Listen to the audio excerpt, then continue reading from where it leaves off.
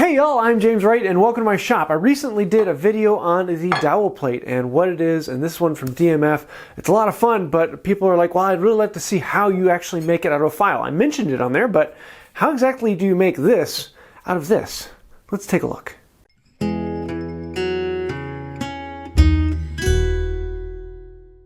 So what is the dowel plate? Basically, it is a hardened piece of tool steel. It has been hardened and then tempered, and this is precisely what it should be. It has a little bit of flexibility so it won't shatter, but it's hard enough so that it won't dull very quickly. So we need to find a piece of tool steel to work with. It is really the best. You can do it out of mild steel, and I've seen quite a few good dowel plates made out of mild steel. They just dull a little bit quicker, and then you have to remake them. With mild steel, it's a little bit easier because you just have to drill the holes and you're good to go. But I want to do something a little bit better, a little longer lasting, and so that's why I want to use a file. So why would I make a dowel plate out of a file rather than just a simple piece of mild steel you can buy at the store? Well, mild steel won't last quite as long as this will. It will dull much quicker because it doesn't have the carbon content. It doesn't get quite as hard. And a file is actually generally made out of a fairly decent tool steel. It's something you can harden and work well. And so here I have several junk files that I've picked up over the years, and you usually find these in a bucket at garage sales or car boot sales, and they can be picked up for almost pennies a piece. This one is a Farrier's file that was just recently given to me. I'm looking for one that's at least an 1/8 inch thick. The thicker the better, but the thicker it is, the harder it's going to work with. And then I'm also looking for one with small teeth. The smaller it is, the easier it is to clean those off. So I'm going to use this one here, which is almost a 1/4 inch thick, and the teeth on it are fairly fine, so this one should be a decent one to make a dowel plate out of. Now, if I were going to make a dowel plate out of mild steel, I wouldn't have to go through the annealing, the hardening, and the tempering of the file. And with the mild steel, you can just drill your holes and be good to go. Just know that those holes won't last very long in mild steel, and then the mild steel also has a tendency to bend, so if you're pounding it through a hole, you want to make sure that the hole is fairly similar to the size of the dowel hole you're drilling. So to not mess with that, we're going to then mess with the file. We're going to have to go through several steps to make this usable, but the nice thing about this is that it will withstand the impact far better. It will last longer. We won't have to sharpen this as much. So we're actually going to go into annealing this. Annealing is taking this from a very hard state. This is a very hard steel right now. And it basically softens the steel. And that will allow us to drill the holes. Then once it has been softened, we can prepare it and then take it into hardening. So let's actually work with the annealing. So to anneal the file, we need to heat it up to about a cherry red, and that is going to get it to the point where it is no longer magnetic. If I put a magnet on there, it's not going to connect to it. And so to do that, I'm going to use a propane torch. Now it would be much, much faster if I had a forge, but unfortunately I don't, and this will work fine. And I'm just going to be working on a small portion of this. I only need a couple holes in the end of this, so I'm only going to turn the end of this into cherry red. I'm not going to worry about doing the whole thing. So we're just going to be annealing a couple inches of this, and we'll work from there. Now I can turn this on and just hold it here, or I can set it up on my bench and allow the vise to hold it in place, which is what I'm going to do. So let's actually do that. So now I've got this held in here. We can turn on the torch, light it up, and I can just let it sit here for a while until the torch anneals this and it gets cherry red. The nice thing about setting up like this is I can walk away because this will take a good long while. Now I'm not going to walk a long ways away because I have other wood and things around here, but this is going to take a long time to heat this up. So let's let it sit like that and come back in a little bit. And one torch will get it to where it needs to be, but it's going to take a little while. So I'm going to set up 3 torches. And now that we've heated it up to this golden red and it's not magnetic at all, then we can start cooling it. So I'm just going to take one torch off, and we'll leave those 2 on probably about 15 minutes or so, and just let it cool, come back down. And the important thing is to let this cool as slowly as possible. So I'm going to leave the 2 torches on for about 20 minutes or so, then I'm going to take one torch off, and then I'm going to put it in a blanket and let it cool down in there. So then after letting it sit for a while and get cool, I'm going to put it in here in this insulation and just let it cool down really, really, really slowly. If I had a bucket of vermiculite, I'd stick it in there, but this fiberglass insulation will work fine. And I'm just going to let it sit there. It's going to take a couple hours for it to get down to the point where I can touch the handle. But yeah, I'm going to leave it alone. Okay, it's been sitting here for a little over an hour now, and it should be, yep, still a good bit warm, but should be soft enough I can do some work on here. So let's test it. So now this should be a good bit softer than my other files, so I can grab this and let's just see what happens. Hey, there we go. You see how it's cutting into that rather easily. So that lets me know this has been annealed. And if I do it on the other end of the file, you can hear the sound difference, and I'm not cutting into it. So I'm basically hitting a hardened file with a hardened file. Now I don't worry about that as much on this one because it's a junk file. So basically I've annealed about that much of this file, and I want to smooth this down just to have a good working surface. So let's just file this down. Now you can see we've taken this pretty darn close to smooth, and that's about all we really need. I just want to get rid of the major coarseness on here. It doesn't have to be perfectly flat. If you want to take it down to it, go for it, but I'm just making a plate that will work. I don't need one that's absolutely perfect. So now I want to drill a progression of holes. We want to get something that's a nice small step in between each one. So about a 32nd of an inch is perfect. And some of these, I think from this one to this one I have 1/16 of an inch, but this will do well. We'll just take it from one to the next and drill some holes through this annealed steel. So I'm just going to grab a bit, a brace, put it in there, make sure that my bit is good and sharp, and then drill a hole. It takes a little while, but not that long until you pop through.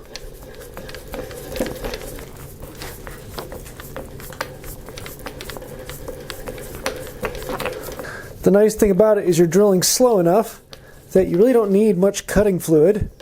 Though it's nice, it's not necessary as long as your bit is sharp.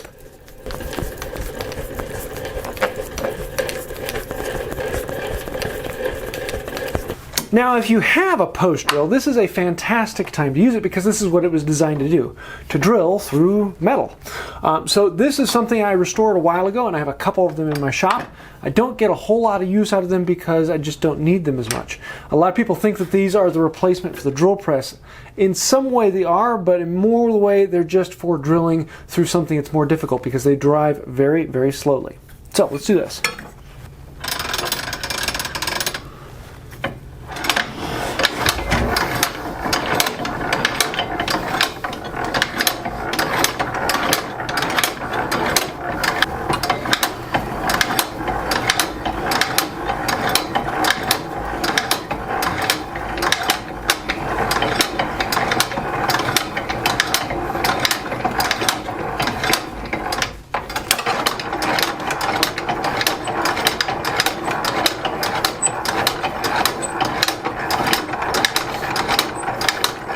So at this point we do have a functional dowel plate. I can set a piece of wood in here and I can drive it through, and I can, if I'm careful, get a dowel. And there you can see it coming out that side. The only problem is this is going to dull fairly quickly because it hasn't been hardened. And number two, it's going to be a little bit ragged until I actually get to sharpen this top side. So let's actually harden this first and then go about doing a little bit of sharpening on this. So we're going to do the exact same thing we did before. We're going to light this sucker on fire, heat it up until it's cherry red and loses its magnetism, and then we're going to harden it.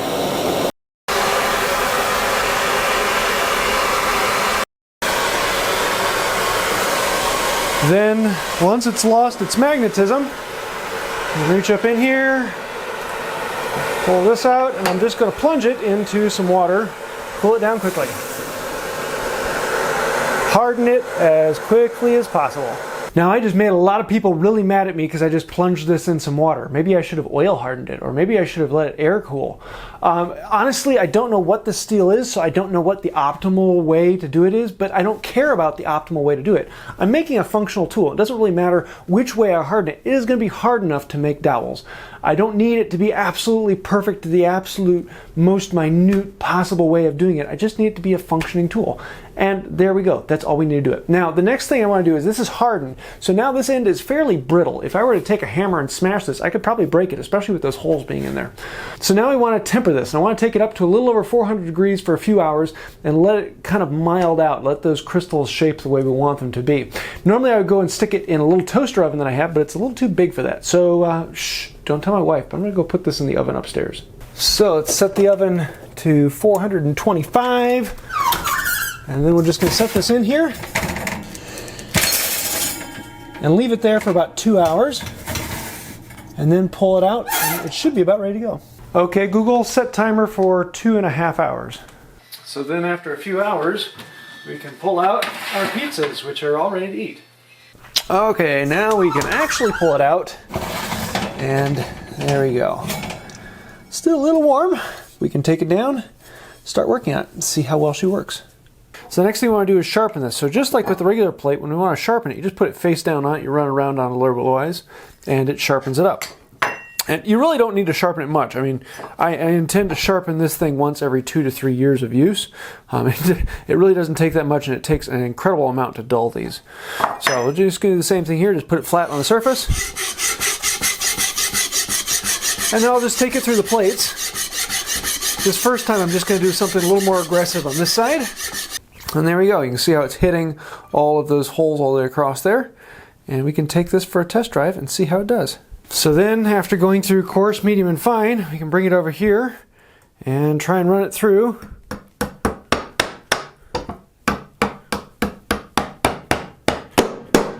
Quarter-inch plate. The only issue with this is it's not tapered, so sometimes you have to work at getting it out the bottom. Then you can set the next one and keep on going down the line.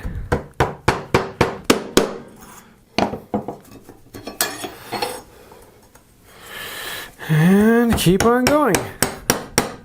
Every now and then you'll get one that's stuck. And I just find using an old drill bit works pretty well to knock it out. That one's in there pretty good. Now, one of the questions I was getting about the plate was, should I use riven wood or cut wood? You know, if you can rive wood out, then great. That makes it much easier because it follows the grain, and that guarantees that you're going to get a really nice straight grain. If you can't, you can run cut wood through here. Just be warned, if the grain runs out, either you're going to be hitting it and it's going to break off, or you're going to get a rough cut inside the hole. The straighter you can get the grain, the better you're going to get out of your dowel plate, whether it was store-bought or handmade. They do the same thing. So there you have it. If you don't have the money to go and buy a plate, you can make one. I just need a chunk of steel with a hole in it. And the harder the steel is, the better it lasts, or the sharper you can get an edge. And so that's why it's nice to have something like a hardened file. The steel on this is something that you can actually get really nice and hard. You can do it with simple mild steel and not harden it, but the harder steel from an old file works really well. And you can pick these up just about anywhere for nothing. And you don't even need a drill press to drill it. If you just have a little bit more time, you can do it with a hand drill. Just take some time, practice, and as long as your bit is sharp, it'll cut through it without too much of an issue. It really only took me about 1.5 minutes per hole. And there you go. That way you can make a hole precisely the size you need it for the dowel that you need. So all that being said, you can make your own dowel plate relatively easily and have a bit of fun. But I still like actually buying this one because it's just a nice dowel plate. And if you want to see that, I have a link to the video where I talked about this one from DMF. I'll leave a link to that down below. But you can just make your own. Don't worry about it too much. So I hope you like this video. It's a lot of fun to make your own tool, and I always like showing that off. If you have any questions or ideas, let me know down below. I'd love to read those. And I think that'll about do it for now. So until next time, have a wonderful day. This joke is from woodfox.ca. Why do Swedish Navy ships have barcodes on their hulls? So when they return to port, they can just Scandinavian.